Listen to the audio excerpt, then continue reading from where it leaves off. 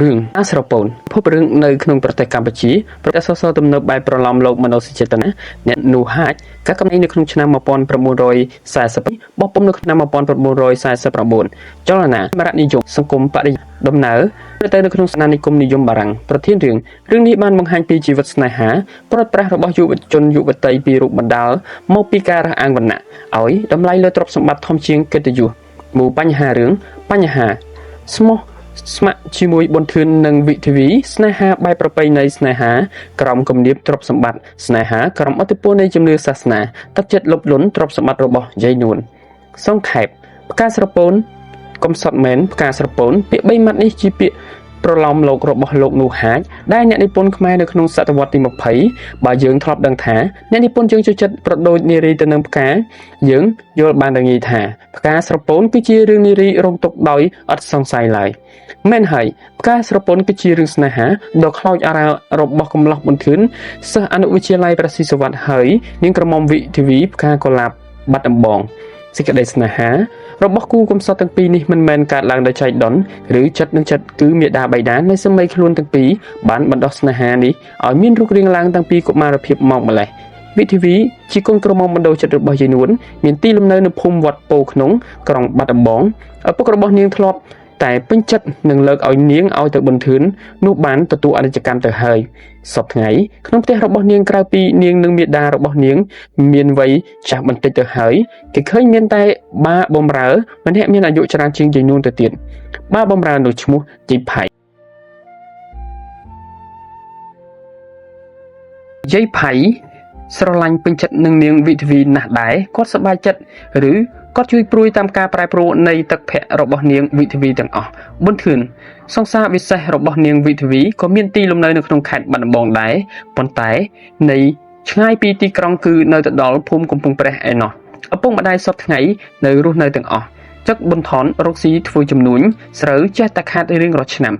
នេះគាត់ធ្លាក់ខ្លួនក្រហើយភរិយារបស់គាត់ព្រមទាំងនាងសោភ័ណ្ឌជាបុត្រីបានខំធ្វើការអត់សំចៃកម្លាំងដើម្បីសន្សំប្រាក់ទុកសងបំណុលគេការដែលចឹកប៊ុនថនខ្ចីគេយកទៅទិញស្រូវហើយការដែលជួបគ្រោះថ្នាក់លិចទុកចាយកណ្ដាលទន្លេសាបប៊ុនធឿនជាកូនប្រុសក្នុងវិស្មការត្រឡប់ទៅភូមិកំណើតក៏បាននិយាយអង្វរឪពុកឲ្យខ្លួនឈប់ទៅរៀនទៀតហើយព្រោះស្ថានភាពរបស់គ្រួសារកាន់តែដុនដាបទៅហើយខ្លួនត្រូវនៅផ្ទះដើម្បីជួយការងារឪពុកម្ដាយវិញប៊ុនថនជាឪពុកដ៏ប្រសើរមិនព្រមឲ្យកូនឈប់រៀនគាត់និយាយបញ្យល់កូនលុះត្រាតែកូនសុខចិត្តទៅរៀនតាមបង្គាប់របស់គាត់ចាប់តាំងពីដំណឹងច្បាស់ថាគ្រួសាររបស់ចឹកប៊ុនថនធ្លាក់ខ្លួនក្រក្នុងបុព្វកាលោកយាយនួនខំបញ្ជាពេលណែនាំនាងវិធីវីជាកូនឲ្យលះបង់សេចក្តីស្នេហាអំពីប៊ុនធឿននាងវិធីវីអន់ចិត្តនឹងម្ដាយណាស់តែនាងមិនហ៊ានតពាក្យសម្ដីអ្វីដែលអាចនាំឲ្យអ្នកផងទាំងពួងថ្កោលទោសនាងជានារីអកតញ្ញូហើយនាងចេះតែសោកសង្រេចទៅដល់ប៊ុនធឿនទាំងយប់ទាំងថ្ងៃមួយទី14ខែសូសេតប៊ុនធឿនបានទៅលេងទីក្រុងបាត់ដំបងបានឆ្លៀតឱកាសទៅជួបនាងវិធីវីបានមួយផ្លែតនាងក្រមុំបានឲ្យរូបថតមួយសន្លឹកមកប៊ុនធឿនដើម្បីទុកជាអនុស្សាវរីយ៍ហើយបានផ្ដែផ្ដាំទៅប៊ុនធឿនឲ្យខិតខំយកចិត្តទុកដាក់ក្នុងការសិក្សាដើម្បីឲ្យបានសម្រេចលទ្ធផលព្រមទាំងសន្យាថានាងនឹងរងចាំប៊ុនធឿនជានិច្ចឥឡូវនេះបវេសនការថ្មីបានមកដល់ទៀតហើយប៊ុនធឿនក៏បានចូលទៅក្នុងអនុវិទ្យាល័យស៊ីសុវត្ថិទៀតពេលដែលប៊ុនធឿនកំពុងតែបើកសៀវភៅសិក្សាលោកយាយនួនបានបង្ខំចិត្តវិធីវីជាសង្សារឲ្យទៅរៀបការនឹងកំឡោះណៃសូតកូនប្រុសរបស់ណៃសានជាអ្នកមានសម្បត្តិទ្រព្យស្ដុកស្ដំនៅក្នុងខេត្តបាត់ដំបងវិធីវីស្អប់ខ្ពើមណៃសូតជាទីបំផុតហើយនាងខឹងនឹងម្ដាយនាងមិនតិចដែរប៉ុន្តែនាងមិនហ៊ាននឹងរឹងរូសនឹងម្ដាយនាងទេនាងសរសេរសម្បត្តិប្រាប់រឿងរ៉ាវកំឡោះប៊ុនធឿនផ្ញើសម្បត្តិមកអង្វរវិធីវីដោយសុខចិត្តរៀបការជាមួយកំឡោះណៃសូតទៅព្រោះគេជាអ្នកមានគេអាចរកសុភមង្គលឲ្យគ្រួសារបានដល់ងាយទុកប៊ុនធឿនអង្វរយ៉ាងណាក៏ដោយក៏នាងវិធីវីមិនព្រមតាមបំណងនាងទេព្រោះនាងដឹងថាប៊ុនធឿនស្រឡាញ់នាងខ្លាំងណាស់មួយវិញទៀតនាងដឹងថាកំឡោះណៃសូតជាបរោះកន្លងបរោះដើរបំផ្លាញព្រហ្មចារីរបស់ស្ត្រីក្រមុំជាច្រើនណាស់មកហើយមួយថ្ងៃនាងវិធីវីយំសោកអត់លហែរាងកាយនាងកាន់តែស្គមបន្តិចទៅយាយនួនឃើញដូច្នេះក៏នាំនាងទៅអង្គរខេត្តសៀមរាបទៅសុំនៅផ្ទះមិត្តភ័ក្តិរបស់ខ្មោចប្តីគាត់ឈ្មោះពេងជុននិងនាងស៊ីម៉ារ៉ាទៅឃើញអង្គល្អវិចិត្រដូចឃើញខ្ទមជរាអញ្ចឹងនាងវិធីវីគ្មានការញញឹមបន្តិចសោះលុះនាងឃើញព្រះពុទ្ធរូបមួយអង្គធំនាងក៏អុជធូបបួងសួងសូមឲ្យព្រះជួយនាងរួចពីក្រញាំណៃសូតបន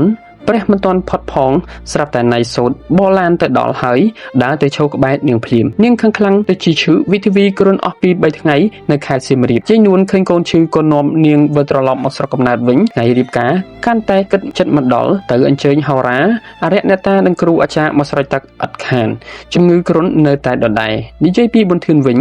អ្នកកំឡោះនេះនឹកដល់វិធីវីគ្រប់ពេលវេលាប៉ុន្តែអ្នកតស៊ូសេចក្តីទុកដើម្បីឲ្យសង្សារបានសុខគុំថ្កើងមុខមាត់ក្នុងឱកាសបន់ជោឆ្នាំអ្នកវិលទៅសម្រាប់ឯភូមិកំណើតទៅលេងប្រៃជាមួយនឹងតាសូហើយនឹងអ្នកស្រុកស្រីប្រុសជាច្រើនទៀតដើម្បីបំបត្តិទុកអ្នកស្រុកអ្នកភូមិកំពុងព្រះចូលព្រៃរនាមដើម្បីរកឃ្មុំចំណែកឯប៊ុនធឿនចូលព្រៃរនាមដើម្បីកម្ចាត់ជំងឺទ្រូងដែលកើតឡើងពីរឿងជីវិតលុះវិលពីព្រៃរនាមមកវិញក្រោយដែលបានតយកជ័យជំនះអំពីពួកចៅអ្នកសំលៀកឪពុកទៅលេងក្រុងបាត់ដំបងអ្នកដើរបងអុសទៅដល់វត្តពោក្នុងស្រាប់តែឃើញមនុស្សជាច្រើនកកកទាំងក្មេងទាំងចាស់អ្នកចូលទៅដល់ស្រាប់តែឃើញរូបនាងវិធីវីនៅប្រប់នៅក្តារមឈូសវិធីវីស្លាប់ហើយនាងស្លាប់ព្រោះតែរឿងវិបត្តិស្នេហាវិធីវីស្លាប់ទៅបានទុកចិញ្ចៀនមួយវងនិងសម្បត្តិមួយឲ្យបន្ទឿនជាគូបណ្ដោចិត្តរឿងផ្កាស្រពោនចប់ត្រឹមនេះ